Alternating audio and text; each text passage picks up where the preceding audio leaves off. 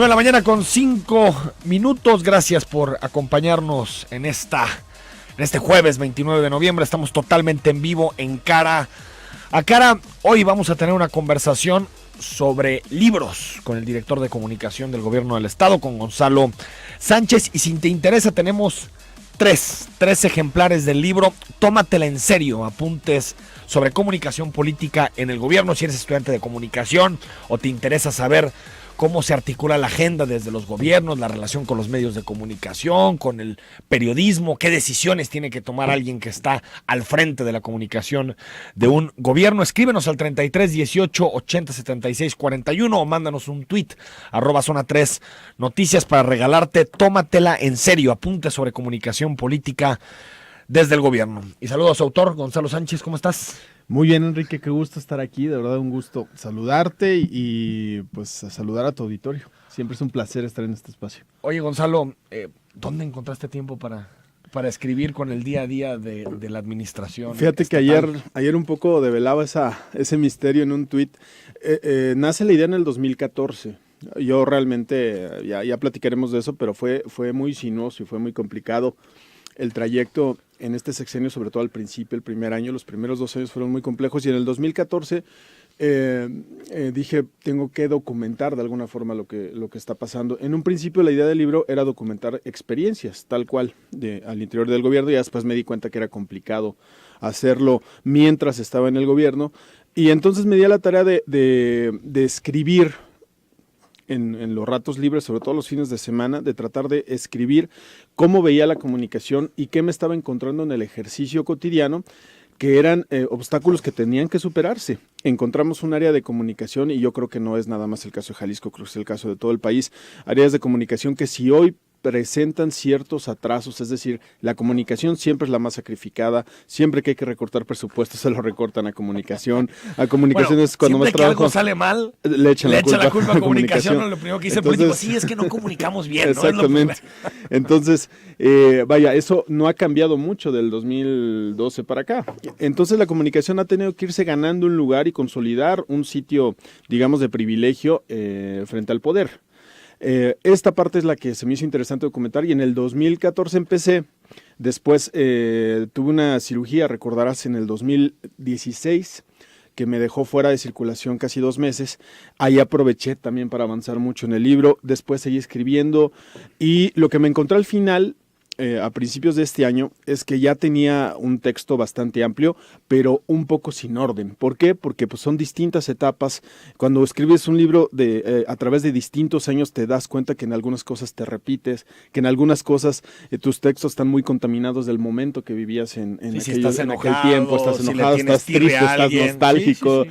Entonces, o después volteas a ver las páginas de 2014 y dices, ¿a poco pensaba eso? Ajá, exactamente, ¿no? O algunas cosas, sobre todo ahorita con el desarrollo de los medios de comunicación alternativos, las redes sociales, pues te das cuenta que muchas cosas que escribiste en el 14 ya en el 17 ya no tienen tanta vigencia.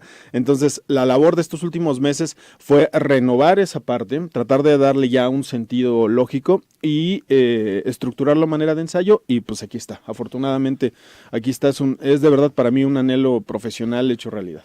Tómatela en serio, apuntes sobre comunicación política en el gobierno. Gonzalo, ¿a quién le debe interesar este libro? Es decir, ¿es para un joven que está estudiando comunicación, que le interesa hacer comunicación política desde el gobierno, alguien que quiere estar en la asesoría, en la consultoría? ¿Para quién es este libro? Yo diría que tiene 3 targets principales, los digo en orden. El primero sería para estudiantes de comunicación. Creo que hay poca literatura acerca de la comunicación gubernamental, acerca de la comunicación política. Hay poca literatura para aquellos estudiantes que buscan más que la teoría, que desde luego es importante, la parte académica, que buscan cuestiones un poco más prácticas, porque cuando llegas al cargo o estás en estas oficinas te das cuenta que el tiempo para aplicar la teoría es muy corto. Entonces lo que necesitas es más bien como experiencias que te hagan la vida un poco más fácil. Creo que ese sería el primer target. 2017. El segundo sería para aquellos que ya pasaron por la carrera, que están a punto de tomar el cargo de comunicación o ya están en el cargo de comunicación. A mí me hubiera encantado que al llegar, yo llegué de 33 años al puesto de director general de comunicación social, y me hubiera encantado tener algo a la mano de dónde tomar algo, algún referente, alguna experiencia que me pudiera servir, porque realmente es complicado, sobre todo cuando se trata de la comunicación social de un gobierno tan grande como este, como es el de Jalisco. Y el tercer segmento sí es para los políticos también, Enrique. Busco que los políticos en este libro revaloricen el papel de la comunicación. Busco reivindicar el papel de la comunicación política y hacerles entender que la comunicación es cosa seria, de ahí el título. O sea, ¿no? por eso el tómatela en serio, Tómatela en serio. Va directo al tomador de decisiones, Por supuesto, al gobernante. Por supuesto, la comunicación es cada vez menos una oficina de prensa, es cada vez menos una relación e intercambio de boletines y recadero entre los medios de comunicación y el poder, y es cada vez más un área estratégica que debe de definirse a sí misma como un área que debe estar operada por estrategas que piensen más allá del corto plazo, que piensen en una narrativa que pueda extenderse y permanecer en el tiempo. Abres el libro, Gonzalo, bueno, ya cuando nos remontamos a 2013 parece que es la prehistoria. Sí. Que han pasado tantas cosas en estos 6 años que parece una fecha muy lejana, y comienzas hablando de lo que sucedía 8 días después de que comenzara el sexenio de Aristóteles. Asesinan al secretario de Turismo. Así es. Y no solo tiene que ver con la respuesta política de parte del gobernador, lo que supone la inestabilidad iniciando un sexenio, supongo que también en términos de comunicación hacia afuera, fue un desafío explicar que un hombre cercano al gobernador, alguien del gabinete, era asesinado en la primera semana del gobierno. Si era un mensaje, si era un recado, y supongo que hacia el interior también del gabinete eso fue un golpe durísimo. Claro, cómo disipar en aquel momento la idea de un probable narcogobierno al inicio. El gobernador actual, Aristóteles Sandoval, habría construido una reputación como alcalde. Eso le daba cierta valía y por supuesto nos ayudaba como punto de partida para desmontar una narrativa en este sentido. Sin embargo, no era suficiente, es decir, muchas de las personas que la acompañaron en ese momento pues no tenían un grado de conocimiento, una profundidad de conocimiento amplia dentro de la sociedad, es decir, era de alguna manera relativamente fácil que se montara una narrativa negativa de este tipo. Exactamente, entonces hay gobiernos fue muy complicado. Hay. Además, yo recuerdo perfectamente en aquel momento, Enrique, yo todavía ni recibía las oficinas. O sea, éramos 3 personas las que estábamos trabajando en comunicación, es decir, tenía el cargo, pero todavía no tenía la infraestructura para operar. Entonces fue complicadísimo.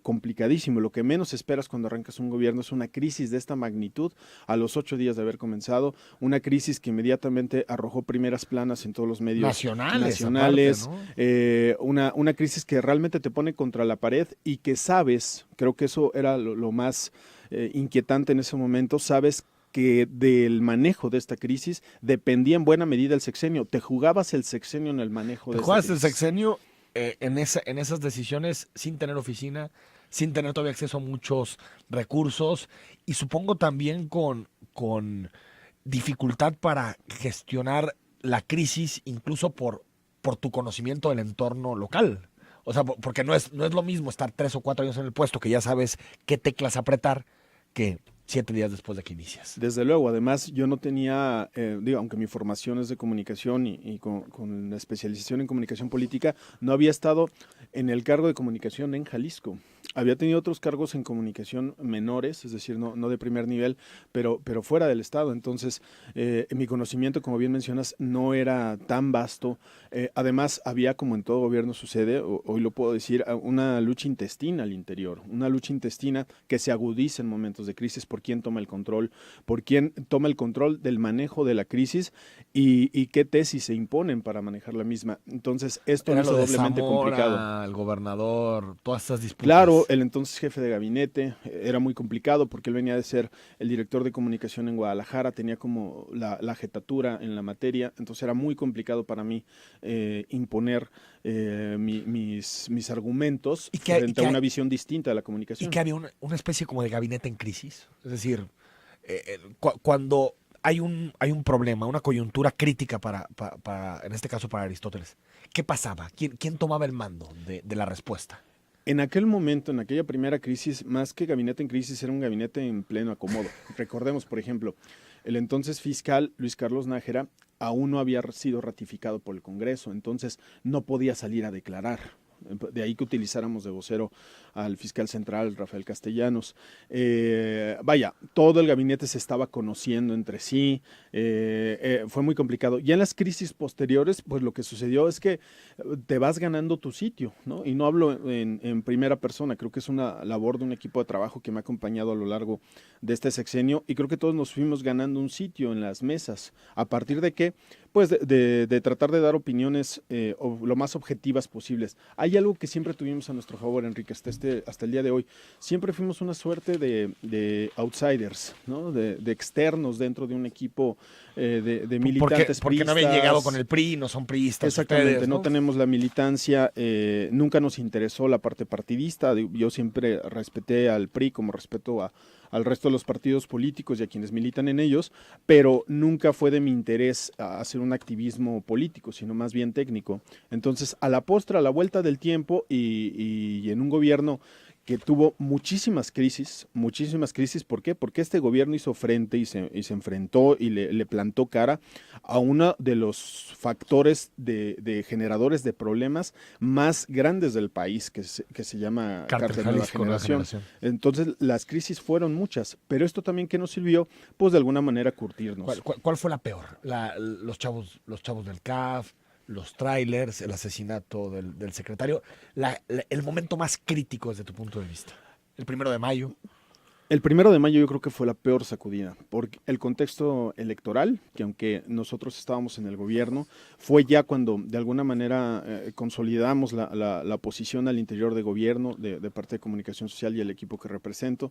Entonces fue como la primera crisis a lo que nos enfrentamos ya con el control pleno, digamos, ya sin tener que disputarlo. En las otras, a raíz de la disputa al final habíamos tenido el control, pero previo a esta disputa que desgastaba mucho. Es como tener un partido antes del partido final, ¿no? Entonces era muy desgastante. Ya en el 2015 ya no sucedió esta parte, pero fue cuando realmente me activo ya como vocero, que es otra de las facetas que no suele ser común en los directores de comunicación.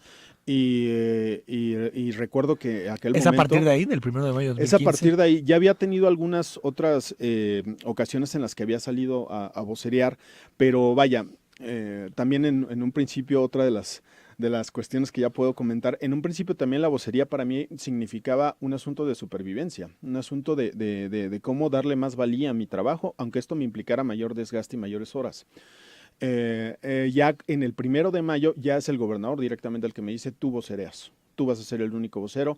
¿Por qué? Porque también los demás involucrados, secretario general de gobierno, fiscales, pues estaban en la operación del tema, de la crisis como tal. Entonces era muy complicado distraerlos para que atendieran medios de comunicación. Entonces me toca, y en aquel momento yo tengo contadas, Enrique, fueron 53 entrevistas las que atendí ese día. El 1 de mayo. El 1 de mayo. Es que aparte estamos metidos en la campaña de alcaldes, ¿no? Exactamente. Y entonces me di cuenta de la complejidad que era también estar atendiendo entrevistas prácticamente una tras otra y también estar haciendo la estrategia para salir de la crisis. Entonces, vaya, fueron cuestiones de las cuales aprendí muchísimo, pero sí de momentos muy Esa complejos. Fue la más, entonces me Yo dices, creo que fue más que la de los estudiantes del centro audiovisual. La de los estudiantes del CAF fue complicada más por el lado sintomático, por el lado emocional. Fue la que más nos afectó eso a nivel rompió emocional. mucho, ¿no? Sí. O sea, yo creo que hay un antes y un después. En el tema de los desaparecidos hay un antes y un después con el asunto de los 3 chavos del CAF. Sí, yo tengo que confesarles y decirles que realmente el asunto de los desaparecidos, que es un tema bastante sensible, el gobierno de alguna manera se tarda en actuar. El gobernador toma la agenda y cuando la toma convencido de que ese era un tema toral para el Estado y que era un problema que podría generar una crisis, más allá de la crisis mediática, una crisis social importante.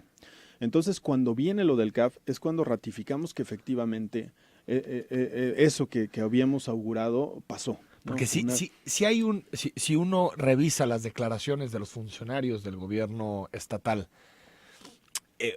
por año, vas viendo cambios en la forma de entender el tema de los desaparecidos. Acuérdate, Pero lentos, y lentos. después un acelerón hacia Al final sí, trienio. creo que al final ya era muy difícil minimizar el problema, pero me acuerdo la primera glosa en 2014, la glosa ciudadana, que Lupita Morfín le hizo una pregunta en ese momento al fiscal Luis Carlos Nájera sobre el tema de los desaparecidos. No, dijo, pues la mayoría son chavos o chavas que se van con los novios. Y una declaración ahorita así sería impensable. Impensable. O sea, sí cambió no solo la cultura, creo que del gobierno en torno a este tema de los desaparecidos, sino también creo que el de la sociedad. Absolutamente, y ahí hay que reconocer a la labor de los colectivos de la sociedad civil que han venido haciendo un esfuerzo de años para visibilizar esta problemática y lo lograron. Realmente lograron sensibilizar al punto de que hoy Jalisco es quizá de los estados que institucionalmente mayores avances tiene para la búsqueda de desaparecidos.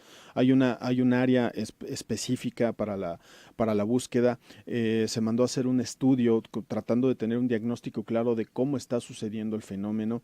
Y vaya, y los hallazgos que se dejan y que forman parte de la entrega-recepción, yo creo que sin duda le van a permitir al próximo gobierno no partir de cero como nosotros partimos. Nosotros partimos de cero, sin ningún tipo de información y sí con una problemática que con el tiempo fue evolucionando. Una plataforma, ¿no? Así es. Numérica, de digamos, datos. Un piso mínimo. Institucional. Vamos al corte. Tómatela en serio. Apunte sobre comunicación política en el gobierno o en gobierno.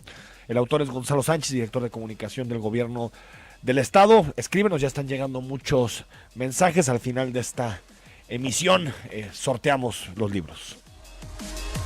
Bastante respetuosa con todos ellos. He de decir que yo nunca recibí un maltrato de ellos. Por otro lado, la convicción que hay al interior del equipo, a mí el gobernador nunca me ha dicho, oye, ve y contrasta, oye, ve y golpea, oye, ve y...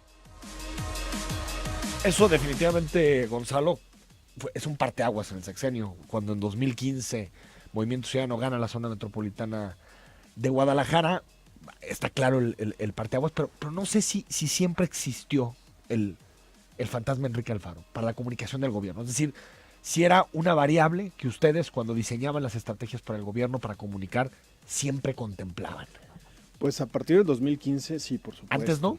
Antes no tanto porque... ¿Qué nos puede responder Alfaro? ¿Que no pensaban en eso? Ajá, y también él no era en aquel momento, estaba en este impasse, entonces no era también un vocero tan activo, digamos, ¿no? Él también estaba midiendo sus tiempos políticos, pero una vez que gana la elección intermedia, como la gana además de manera importante, y llega al gobierno de Guadalajara, por supuesto, que el planteamiento, más que centrarnos en la persona, te lo digo a nivel de equipo de comunicación, yo sabía que había un nivel de comunicación y un equipo de comunicación muy capaz de aquel lado. Entonces, para mí el reto era disputar la agenda diaria. Y también, lo digo claro, había temas en los que yo sabía que no íbamos a competir con probabilidades de superarlos, como el tema de las redes sociales, todo eso, donde ellos tienen una comunicación muy consolidada y yo lo reconozco y además me parece admirable, pero sí donde podíamos competir y creo que lo hicimos de muy buena manera.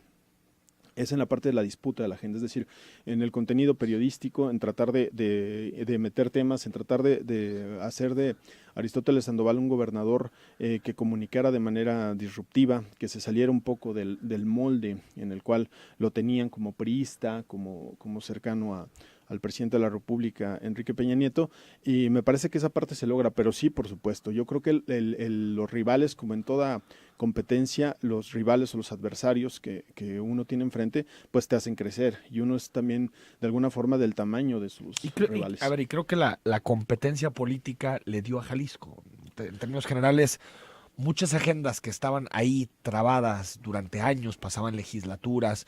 La eliminación del fuero que ahorita está discutiendo a nivel nacional, en Jalisco se eliminó antes que en cualquier estado, sin voto no hay dinero, la consolidación del sistema estatal anticorrupción, creo que tienen que ver con la competencia política, no solamente entre Movimiento Ciudadano y el gobierno de Aristóteles, sino también la intervención de los wikis, Pedro Kumamoto, es decir, hubo una especie como de competencia que generó buenos resultados en materia sobre todo legislativa, pero también hubo sus momentos difíciles, ¿no? Me acuerdo, por ejemplo, el que fue 15 de septiembre, fue el día del grito de la en Guadalajara, pues también los mensajes y en términos de entender la política, creo que Aristóteles y Alfaro en sus posicionamientos y eso son bastante parecidos. Sí, O sea, coincido. en la forma en que se colocan en el espacio público, a eso me refiero. Sí, de alguna manera yo creo que esto obedece a una cuestión generacional, ¿no? Como Generacional, que tienen exacto. una formación de cierta manera similar. Lo que tratábamos de hacer nosotros era tratar de separar lo que es el calor de un momento que sucede, la política es conflicto, y tratar de no poner, no comprometer la parte institucional, es decir, ni comprometer tampoco la reputación, en mi caso del gobernador Aristóteles. No se trataba de echar por la borda en algún arranque lo que se había construido años atrás. Entonces lo que tratamos de hacer era administrar, atemperar un poco las aguas y buscar volver a lo que nos hacía fuertes o en donde nos sentíamos más cómodos, que era la parte de disputar la agenda con temas, más que con estridencia, con temas. ¿Cómo se convence un gobernador priista? No mayor, pero sí tal vez educado y chapado a la antigua, a la vieja disciplina prista, que tiene que comunicar distinto, que tiene que estar en redes sociales, que tiene que ser más rápido en sus reacciones, que tiene que estar posicionándose diario, que no solamente tiene que dar discursos con relación a sus temas, sino que también ya tiene que opinar de Trump, tiene que opinar de acá y tiene que hablar de todos los temas. ¿Cómo se convence un gobernador de que es importante modificar pues, su forma de entender la política y su relación con los medios? Fíjate que si algo debo de reconocerle a Aristóteles Sandoval es que es un político que escucha muchísimo. Es una persona que realmente es sumamente tolerante a la crítica, sumamente receptivo de lo que se le comenta. Y creo que con esa apertura ya tienes más de la mitad del camino andado. Y la otra mitad tiene que ver con los resultados. Cuando agarramos una inercia en donde él está comunicando todos los días y tratando de que su discurso sea algo más que un asunto protocolario para cumplir con la audiencia a la que va, sino que trate de poner temas realmente en la agenda, que trate de ser disruptivo en esta parte, y él veía los resultados, pues era el incentivo para que lo Es que también la hiciéramos gente, más. los medios se sacaban de onda, ¿no? Por Como que de supuesto, pronto decían, ¿de verdad Aristóteles dijo eso? O sea, ¿de verdad Aristóteles dijo que está a favor de que legalicen la marihuana? claro. ¿O de verdad Aristóteles dice que está a favor de quitarle dinero a los partidos políticos? O sea, como que era, tal vez de Enrique Alfaro esperabas más ese tipo de posiciones, o de Kumamoto, pero no de Aristóteles, ¿no? Claro, y ese fue uno de los temas torales para nosotros. Yo considero que lo que se esperaba de alguna manera de un gobernador del PRI era que corriera un poco la suerte del presidente. Y estamos hablando de momentos en donde ya, pues después del 2014, realmente el gobierno de Peña Nieto se viene a pique en cuestiones de comunicación. Ya la parte política es materia de otro análisis, pero en términos de comunicación se viene a pique después de lo de Ayotzinapa y ¿En Casablanca. algún momento tuvo una buena comunicación, te pareció, Peña Ah, Nieto? Porque hay, era muy tradicional, muy, ¿no? Hay quien menciona, mira, yo te diría que no, porque desde un principio la apuesta fue muy clara. La apuesta fue invertir mucho en los medios de comunicación, buscar a partir de la inversión, ni siquiera controlar el contenido, porque creo que nunca le apostaron al contenido, sino a través de la inversión buscar que los medios fueran tersos con ellos. Estabilidad. Estabilidad y ya, pero también la estabilidad es un poco igual a nada. Tienes que ser atrevido, más en estos Que la tiempos estabilidad en no de está que comunicando, no está exactamente, diciendo no estás nada. diciendo nada y permaneces donde estás y no le Aparte, agregas contenido a tu siempre reputación. era chistoso porque abrías cualquier periódico nacional, el Universal, el Financiero, y creo que los titulares, las cabezas, eran muy amigables con el presidente, pero después los columnistas eran Así despiadados. es. Entonces, ¿no? Y el problema quizás es que el equipo de comunicación se lo empezó a creer, o sea, se empezó a creer que esos encabezados, esos titulares en la prensa eran ciertos y que realmente reflejaban una realidad que se estaba viviendo en el país y no era cierto. En el tema, Gonzalo, de la relación entre el gobierno y los medios, ¿qué, digamos, para quién va a llegar, para quien en algún momento va a desempeñar posiciones que tienen que ver con eso? eh, ¿Qué tan problemática es la relación diaria entre los medios y el gobierno? Entiendo que debe ser problemática por la naturaleza de ambos, pero ¿qué elementos tú cambiarías de la relación pues para que tenga efectos positivos, para que haya mejor información, para que tengamos mejor periodismo, para que los gobiernos se sepan vigilados y por lo tanto rindan cuentas? ¿Qué temas cambiarías de esta relación? Se puede escuchar un poco fuerte lo que voy a decir, pero es en el mejor de los sentidos. Entender que el periodista no va a ser tu amigo. Creo que un poco, y sobre todo la tradición priista apuesta mucho a eso, ¿no? A hacerse amigo de los periodistas y tener convites y tratar de tener interacción con ellos y llevar las cosas del plano de lo profesional al plano de la amistad. Y hay periodistas que en mayor o menor medida se prestan a quienes pintan su raya. Yo creo que eso no funciona, porque a la postre el periodista va a ser periodista y cuando el periodista tiene que contrastar algo, lo va a hacer. Y si no lo puede hacer porque tiene alguna camisa de fuerza de parte del medio donde labora, pues se lo va a dar a otro compañero periodista para que lo haga. Es decir, es muy complicado de tener una inercia negativa. Yo lo que aposté es a construir una relación de respeto con ellos. En los 3 niveles, digamos, desde los reporteros, que son los que realmente están y traen la información y son los que están todos los días en la fuente, hasta los jefes de información y editores, que son los que se encargan de darle las pinceladas y darle el sentido a las notas, y por supuesto con los directores y los dueños de medios de comunicación. Nunca privilegié una relación con los dueños de medios de comunicación ni con los directores generales, nunca. Me reuní con ellos como también me reúno hasta la fecha con reporteros y con todos, porque creo que a toda la cadena hay que darle un seguimiento.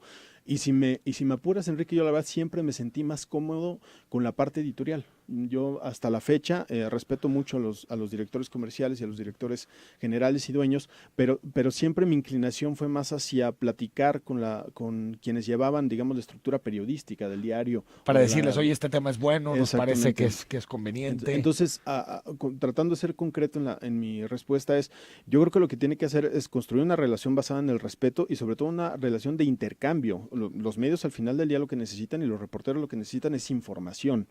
En la medida en que tú les generes información, pues en esa medida vas a tener mayor posibilidad de aparecer en los espacios de esos medios de comunicación. Entonces tú dices un cambio en la naturaleza de la relación. Absolutamente. Entre quien hace comunicación desde el gobierno y el periodista. Absolutamente. De ambos lados, ¿no? De ambos lados y dejar la parte comercial, dejar la parte publicitaria de lado. Tiene que haber, sí, habría un análisis, yo creo que puede reducirse mucho más, a mí me hubiera gustado reducir un poco más. Creo que la dependencia de los medios de comunicación, hablo en lo general, no en el caso de Jalisco, a los gobiernos o al dinero público, genera muchas distorsiones, ¿no? Sí, y no abona en la construcción de una democracia y de una democracia equilibrada sobre todo. Sin embargo, ahí está, y es un asunto que hay que utilizar, la parte publicitaria. Creo que también en la parte publicitaria hay que dejar de apostarle al tono magnánimo y al tono benevolente del gobernante y apostarle también a generar contenido.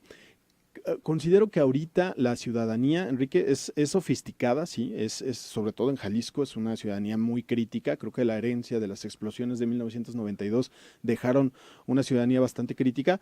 Entonces lo que busca es contrastar contenido. Si uno les vende propaganda, pues inmediatamente la detectan y la desechan. Entonces es dinero tirado a la basura. Entonces el viejo modelo de comunicar, informe de gobierno, tal, ese ya no sirve. Tienes Fíjate, que decir, dale información al ciudadano. Ahorita que lo mencionas, esto ilustra muy bien los pasajes que vivimos en este sexenio en cuanto a la comunicación, los informes de gobierno.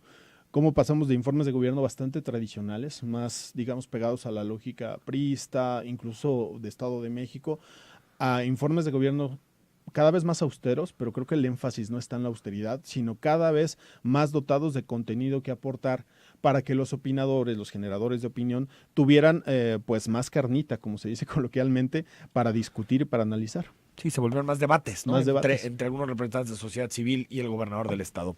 Tómatela en serio, apunta sobre comunicación política en gobierno, escríbenos al 33 18 80 76 41, no solo para quien le interese la comunicación, sino también para en general a quien le guste o que pueda tener, digamos, una narrativa de lo que fue este sexenio en materia de comunicación. Creo que también lo que hace el libro, que ya me tocó leerlo, es de alguna forma recorrer este sexenio. Y también hay casos interesantes, ejemplos que colocas y que creo que pueden ser de mucha utilidad. 9 de la mañana con 38 minutos.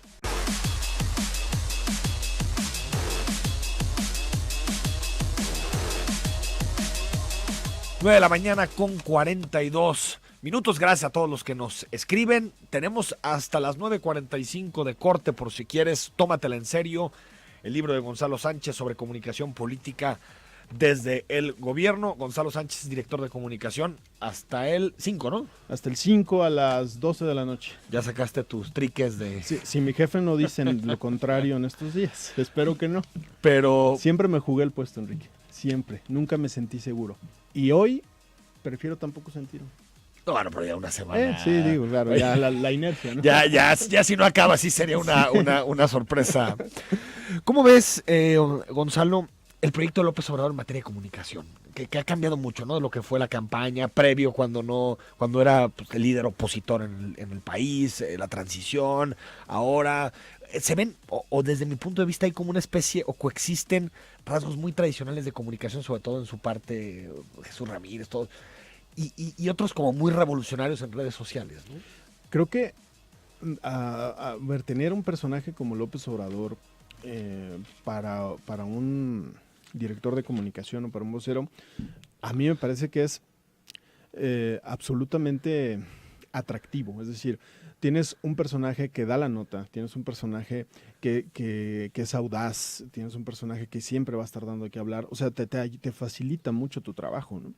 Bueno, pero también te meten broncas. Te meten broncas, pero yo prefiero estar metido en broncas por atreverme, ¿no? O porque mi personaje se atreva a estar tratando ahí de impulsarlo, sal y di las cosas. ¿No? Con Aristóteles fue un caso similar, o sea, él también era muy audaz en cuanto a que se aventaba, en cuanto a ver... ¿Eso desde siempre o cambió? Quiero platicar con los medios. Creo que, como te comentaba, él fue viendo los resultados de y se fue atreviendo a comunicar más. Y fue agarrando. Entonces ya llegaba las anécdotas al principio era como complicado oye, vamos a grabar algo para redes sociales, una cápsula y todo. Y ya después llegó un momento de 3 años para acá en que ya me sorprendía, ¿no? Aristóteles está transmitiendo en vivo y yo, ¿qué está diciendo? Ya era de mutuo propio, ¿no? Entonces, creo que con López Obrador tienen esta parte. Lo que yo veo a la distancia, digo, sin conocer las entrañas, es que les está haciendo falta un equipo que se dé a la tarea de hacer como la talacha. ¿A qué me refiero? Por ejemplo, López Obrador dijo muchas cosas en campaña que hoy, al volver a hablar de los mismos temas, no retoma. Y la falta de ese eslabón es lo que hace que su comunicación no sea efectiva. Por ejemplo, el caso particular del perdón a la corrupción, ¿no? Él comentaba en campaña que no se trataba de un perdón, es decir, lo que él iba a hacer era no influir, no utilizar las instituciones para perseguir. Sí, para perseguir a... Pero que las investigaciones que estuvieran en curso o las investigaciones que derivaran a partir del funcionamiento institucional de la auditoría o las instituciones que fueran... Sí, que él no las iba a detener. No las iba a detener. Esto no lo ha vuelto a decir. Entonces sí queda la sensación de que sí, no va a activar a las instituciones para perseguir y las va a desactivar cuando hay una investigación. Y por ejemplo, casos, ayer escuchamos lo de Taibo. Sí. Esos casos pues también competen a la comunicación del proyecto de López Obrador. Claro. Y con las redes sociales y eso, ¿qué haces? O sea, ¿cómo te pones de acuerdo con la gente del gabinete, en este caso tú con Aristóteles, para, oiga, no declaren así, esto? ¿Se puede controlar eso o es un asunto que siempre te va a estar saliendo? Una declaración de tal secretario acá, y este dijo ahora esto, y este metió la pata en tal medio, y esto. ¿Es algo natural? Es algo que difícilmente puedes controlar al 100%, pero que si tú haces un trabajo de gabinete, es decir, un trabajo de escritorio, de escribir, no solamente decirles, oye, no puedes declarar esto, sino decirles que sí puedes declarar. Si haces un trabajo previo de establecer con mucha claridad cuáles son los objetivos principales de este gobierno, qué vende este gobierno, cuál es la razón de ser y cuál es la lexis de este gobierno, entonces en esa medida vas permeando con el resto del equipo y cuando te das cuenta, ya el equipo, el gabinete, los funcionarios están repitiendo esos mensajes que tú estratégicamente, porque es tu labor como comunicador social, sembraste, ¿no? En el caso de Jalisco, no sabes qué trabajo nos costó el tema de la capital de la innovación. Trabajo. Hasta que un buen día el secretario de Innovación, Ciencia y Tecnología lo toma y entonces empezaron también las cúpulas empresariales y entonces empezaron a salir los artículos en los periódicos internacionales, en El País, en la agencia EFE, en el Clarín. Y porque al principio empezaron en una ola. Porque al principio era bienestar, ¿no? Al principio empezaron con bienestar que como filosofía de gobierno no me parecía mal, pero sí me pareció un pésimo eslogan, ¿no? Estaba medio noventera, bienestar. Lo malo de bienestar no fue su esencia misma, sino su uso mercadológico. Creo que ahí fue la equivocación. Cuando cambiamos a Capital de la Innovación, poco a poco lo fueron agarrando, hasta que se apropian del discurso. Y creo que lo que le está haciendo falta a la Cuarta Transformación, lo digo respetuosamente y más a nivel de análisis, es generar como estos enunciados, 2 o 3, máximo 4 enunciados claros que puedan ser aprehendidos con H por el resto del equipo y que en torno a ellos ejecuten su discurso. O sea, que sean como las líneas maestras del proyecto. Exactamente, como las ¿Hacia ideas dónde fuerza. va? Exactamente. Creo que, pero ese es un trabajo, Enrique, que no se resuelve charlando, es un trabajo que se resuelve pues arrastrando lápiz. Oye, esto decías sobre tu ideología. Nunca has escondido, ¿no? Que eres una persona de izquierda, progresista. A ver, esto decías sobre el asunto de la ideología y algunas manifestaciones que se hacen en nuestra sociedad.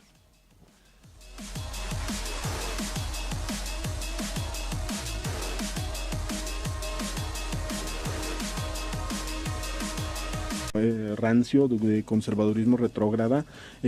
Ciertamente hay personas que se aferran a los valores de la familia y eso es muy respetable, pero en esos valores, y me parece que es la parte central del discurso del gobernador y del propio gobierno como institución, es que en esos valores familiares también entran los valores de la tolerancia, también entran los valores del respeto y también entra el valor de la inclusión.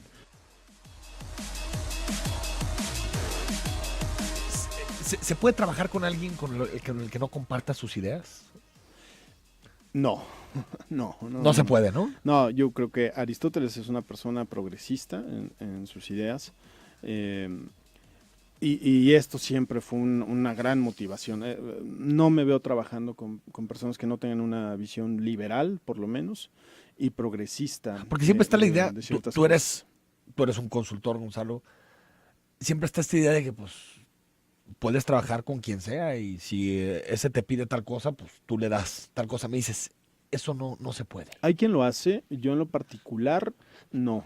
No porque también estimo muy importante la parte de la ética profesional, entonces no sería ético contratarme con alguien a quien sé que no le voy a dar el 100 porque no voy a estar convencido de lo que es y lo que representa. Y no solo eso, voy a estar en contra de sus ideas, ¿no? A mí había gente que me decía, oye, tú pareces como más bien como anti-PRI, ¿no? Le digo, no, porque no estoy en contra de ningún instituto político, pero sí hay cosas en las que no estoy de acuerdo, ¿no? Pero al platicarlo con el gobernador del estado, él, repito, una persona que escucha, tolerante, encontramos los puntos de acuerdo que nos permitían seguir caminando, ¿no? Y al final creo que se logra un buen avance. Hoy lo puedo decir con absoluta claridad, creo que Aristóteles es el priista más progresista del país, pero sin duda, es el priista que más se alejó del molde priista tradicional, más asociado, más preocupado por las formas que por la sustancia, más preocupado por quedar bien con sus pares que por rendirle cuentas a la ciudadanía. Creo que eso me permitió trabajar, la verdad, con Aristóteles muy bien y pues yo le estoy muy agradecido además, Enrique, porque pues, él me dio la oportunidad. O sea, si estoy aquí de alguna manera platicando en este momento, si estoy a punto de presentar un libro que habla de vivencias en el gobierno, pues fue porque hubo una persona que me dio la oportunidad y ese es el gobernador. Vamos al corte y bueno, al regreso, ahora sí, sorteamos el libro. No sorteamos, regalamos el libro porque después aquí viene Gobernación y nos cierra.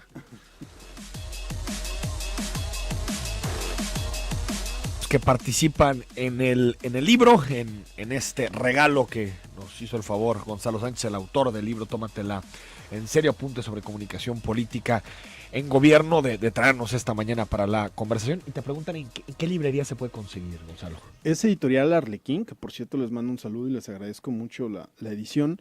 En este momento está ya en el stand de la FIL, por supuesto. Estará en librerías a partir del día de mañana y también en su versión digital para que lo puedan descargar en Kindle o las distintas plataformas que hay para ello. Te dice 6952. Buenos días. Por supuesto que pueden controlar lo que dice el gabinete. Existen los medios y procesos para hacerlo. ¿Se puede controlar?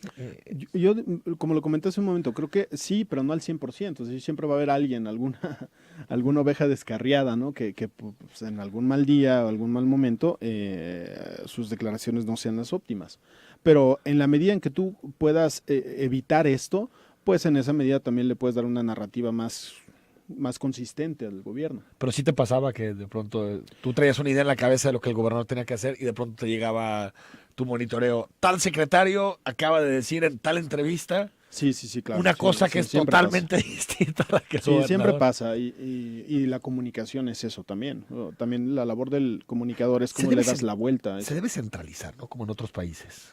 Yo creo que sí, se O sea, debe que centralizar. solamente el director de comunicación diga, tú sales, tú no sales, nada de que pues si el secretario tiene un amigo que es periodista y lo invita mucho, pues hasta que la comunicación, porque en otros países ya es así, el vocero, director de comunicación, pues delinea mucho las salidas, los tiempos, los cronogramas de la intervención en medios, Y ¿no? gran parte del libro y de esta reivindicación que hablaba al principio tiene que ver con elevar las facultades y elevar el punch de las áreas de comunicación en los gobiernos. No, no lo digo porque yo haya sido director y al final ya voy de salida, pero sí las áreas de comunicación tienen que tener cada vez mayores elementos, mayores herramientas para imponer esta agenda y para imponer estos mensajes y para hacer que sean consistentes, por supuesto.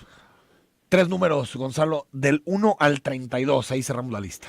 A ver, ahí va el 7, El 7, Liliana Villagrán. el 13 El 13, Miriam Vargas. y el 24. Y el 24, John Ospina. Van a estar los libros aquí en Mariano Otero, 3405, aquí muy cerquita de Plaza del Sol, entre la Expo y Plaza del Sol, para que pasen con su identificación. De todos modos, les echamos una llamada para que estén enterados. Enhorabuena, Gonzalo, por el libro. Muchas gracias, Enrique. Presentación el sábado, ¿no? El sábado a las 7 de la noche en la Feria Internacional del Libro, Salón José Luis Martínez, ahí los espero. Gracias, Gonzalo. Muchas gracias, Enrique. Nos vamos mañana, por cierto. Tenemos la primera parte de la entrevista que tuvimos ayer en Casa Jalisco con Aristóteles Sandoval. Se va la próxima semana, el miércoles, es el último día del sexenio. Vamos a dividir la entrevista, que fue muy larga, entre viernes y lunes. Entonces escúchanos a partir de las 9 y por supuesto a las 6 en la tercera emisión de Zona 3 Noticias. Soy Enrique Tucen y nos escuchamos al ratito.